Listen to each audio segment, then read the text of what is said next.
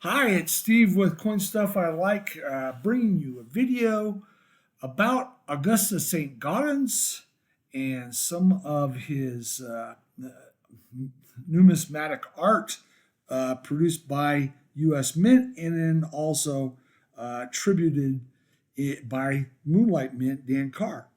And I want to share some of my pieces from both U.S. Mint and Moonlight Mint and talk a little bit about Augustus St. Gaudens' numismatic art. Um, it, Augustus St. Gaudens was a sculptor, artist, and produced some incredible pieces. I'm not going to go into them in detail here because I want to get into the numismatic part, but he's sculpted many famous pieces. This one on the left is Standing Lincoln, which is in Lincoln Park in Chicago. Victory, which I believe is in Metropolitan Museum of Art. Many other pieces. Let you search that out and look at some of his sculptor. This one here is Sitting Lincoln, which is in Grant Park in Chicago. But I want to focus more on the numismatic pieces. Now, this one here, the obverse is by Augustus St. Gaudens. This is by Charles Barber, the reverse. This is a a medal, an award medal. It's about 74 millimeters in diameter, nearly 3 inches in diameter, which was given as an award to various exhibitors at the Columbian International Exposition in 1893. So this work was probably in 1892. And it was sort of, is, commissioned. August St. Gaudens did this, is absolutely gorgeous, and sort of introduced the world to his some of his numismatic art. Later, among other medallic art, he produced this Theodore Roosevelt inauguration medal, which certainly captured Theodore Roosevelt's eye. This was done in 1905. 1905. And take note of this eagle, which I love. This particular eagle, among many other great renditions of eagles, but his rendition of this eagle, sort of proud, standing tall, chest out, striding forward, is a fantastic depiction of an eagle.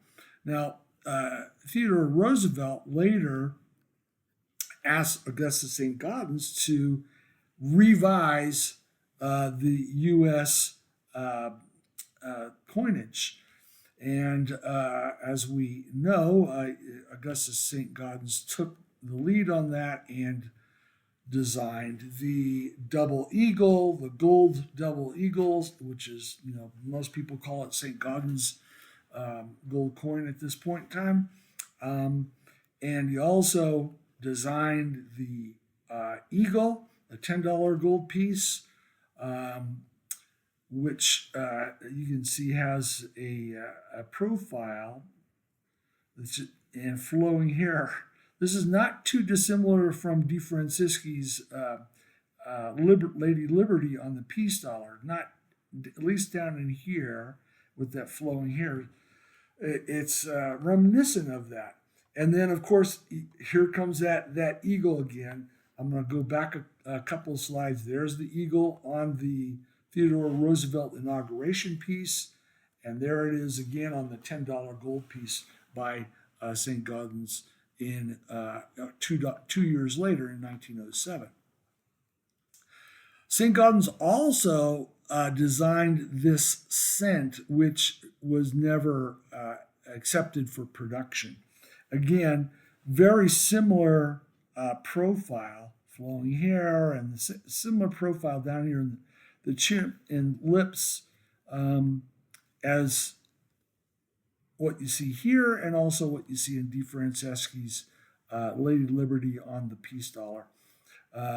But the bottom line is that we St. Gaudens started the renaissance of U.S. coinage, and this is going to be about some of those coins, and then some of the tribute pieces. And tribute pieces is sort of what we unfortunately have because St. Gaudens only survived to 59 years old, died in 1907. So these coins were minted in 1907, and he passed later on in 1907. So we, as numismatists, were robbed of potentially more numismatic art from this great artist. And what we're left with are with some great metals, and there's others, and two great U.S. coins that were designed by him. But as I said, these are such great artistic pieces that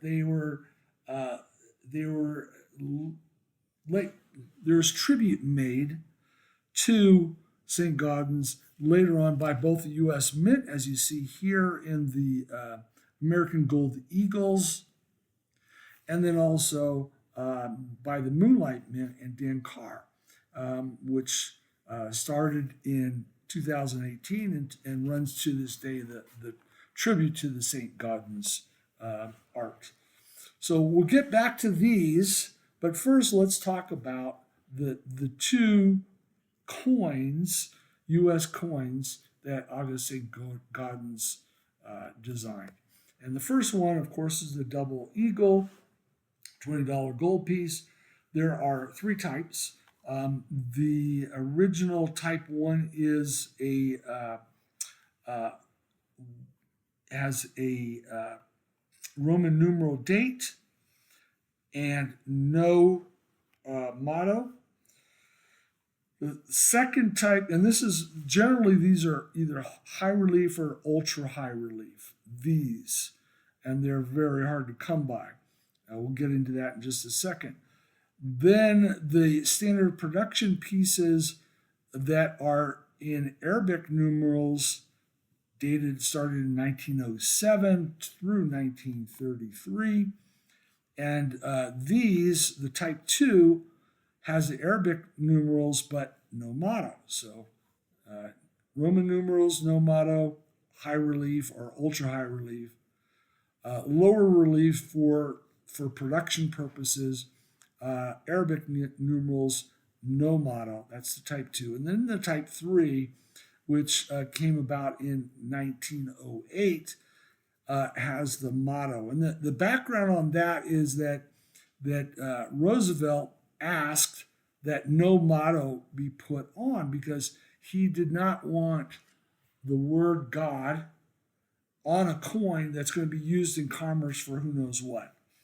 So it was Roosevelt's request to not have the motto, but in 1908, with some uproar that people wanted "In God We Trust" on there, that there was a act of Congress that stated that the "In God We Trust" had to be added. So that's the type 3, Arabic numerals and "In God We Trust" on the reverse, the motto, with motto, in other words. So I have an example, but there are many that I will never, maybe if I go to Smithsonian Institute, but I'll never be able to obtain them. It's as if they're made with this strange metal called unobtainium. And the type 1s, the type 1s, both the initial production run was high relief, Roman numeral type 1, wire edge, like you see here in this. And there's 11,250 of these produced. There's about 8,000 surviving of with a wire edge, and then flat edge. There's about 2,500 of those that are remaining. So this was the original production run, but the high relief, they pulled back from that and eventually got to the Type 2s. They also produced proofs, these ultra high relief proofs, and these had, they're just fantastic, beautiful ultra high relief. They had a lot of field bend into them right up to the edge here, and incredible. But look at the mintages of these. These are pieces that were trial pieces, more or less, and had very low mintages and very few that are remaining at this point in time. Then they had a proof in 1907, which was a Type 2, It had the Arabic numerals, and there's only a mintage of 3, and there's only one of them that are known to remain of this proof. And then subsequent proofs were all Type 3 proofs with the motto, and they all have very few remaining known, 35 to 75 known. So these go for astronomical prices. And then in the regular production, the Type 3 regular production run, the 1920S, 1921, and all of the ones produced in the 1930s. They're all Type 3s. They were all coins that had very low survival rates, generally less than 150 coins. So these are very, very hard to find. They're key dates if one was collecting the regular production run of St. Gaudens $20 gold pieces. The most famous of this in the 1930s, of course, is the 1933, which was Franklin Roosevelt said, no, we're not going to have any more gold coinage anymore. And these were minted. There's 445,000 plus of these were minted, but they were not intended to be released from the mint, sort of like the 1964 Denver peace dollar. They're minted, but then as this came about, it says, okay, we got to melt them all. Well, some of them got out of the mint. Some quantity of them got out of the mint and made it into private hands. And over the years, most of them have been confiscated back. There's 12 of them that the government holds now that were confiscated back. 2 are in the Smithsonian. And one, of course, was approved as a legally owned coin, and that was the King Farouk example. And essentially, they bought the rights to own that coin, and of course, that's the single MS-65 that's gone through hands, and it has the record for the highest auction of a U.S. coin at close to $19 million. This is back in 2021, I believe. So close to $19 million for this one coin that is the only one that is allowed to be legally owned. So a lot of legend here in this coinage, not only from the new art, the Liberty striding forward right at you with olive branch and incredible flying eagle here on the reverse, to this legendary story of the 1933 that's allowed to be legally owned. So some fantastic history there. The one that I own is a 1908 no motto. The no motto was only in 1907 and 1908, and they crossed over in 1908 and started putting the motto on. So there's a few that were minted prior to application or changing the dies to include the motto. This was a no motto, and I own this one partly because of this Nevada gold or Nevada background. In a Wells Fargo down in Las Vegas, they found a hoard of these, and 9,900 of them, and they're all really good shape, really good examples. So that the if you look at the grade populations, most of the highest grade 1908 no motto are from this Wells Fargo Las Vegas gold hoard. There were originally over 4 million made. There's only 112,500 that survive in 65 or greater. And if you look at them, as I said, most of the Wells Fargo hoard were high graded coins. And so in 66, which is the one I own, there's 9,654 that are graded by PCGS in 66.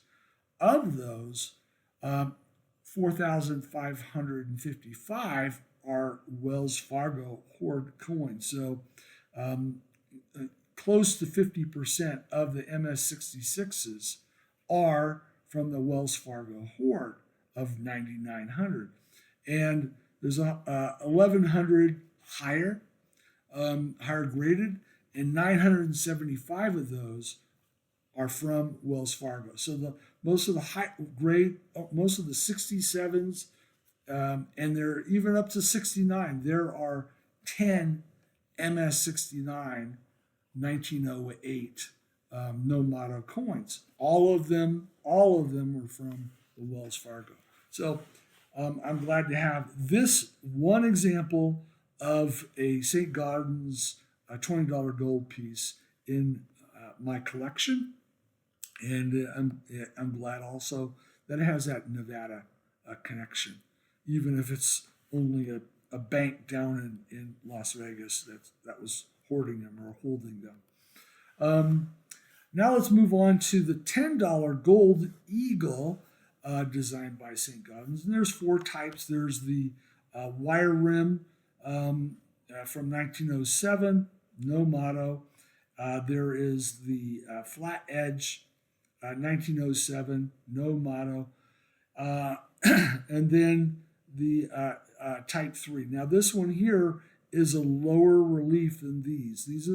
These two are the harder to come by, the type 1s and type 2s. They're harder to come by. They're higher relief. This is a lower relief coin. That's the type 3. And then with the motto is type 4. And you see those appear in 1908. So again, just like the double eagle, the St. Gaudens eagle also has some remarkably unobtainium type of coins. The original wire edge 1907 type 1, those are very hard. Only 450 are known to exist. The rolled edge type 2 is only 41. And then there's a rolled edge proof where there's only one known. So forget about those ever belonging in my collection. Then the 1908 through 1915 proof, these are all going to be the type 4 with a motto. There's only 35 to 75 known for each. So again, unobtainium, at least for me. Then if you get to the type 4 with motto in the regular production run, there are a number of dates where, like the 1920S, 1930S, the 1933, where there are very few remaining, 137, 237, and 40 respectively. So there are going to be pieces where, at least for me, they're not going to be part of my collection. However, there are a couple of pieces that I have that are in my collection. They're both AU-58. I managed to get a 1907 with no motto. There are 31,250 of these that survive from the original mintage that was close to 240,000. So I managed to get one of those. And then also in the following year where the motto is added, I have one of those in 1908 with motto. And there's 340,000-ish that were minted, and only 11,750 of these survived. So I'm glad to have these in my collection. It sort of makes me think that I have to, for the double eagle, since I have a no motto, I'm going to have to get a motto to pair up with that.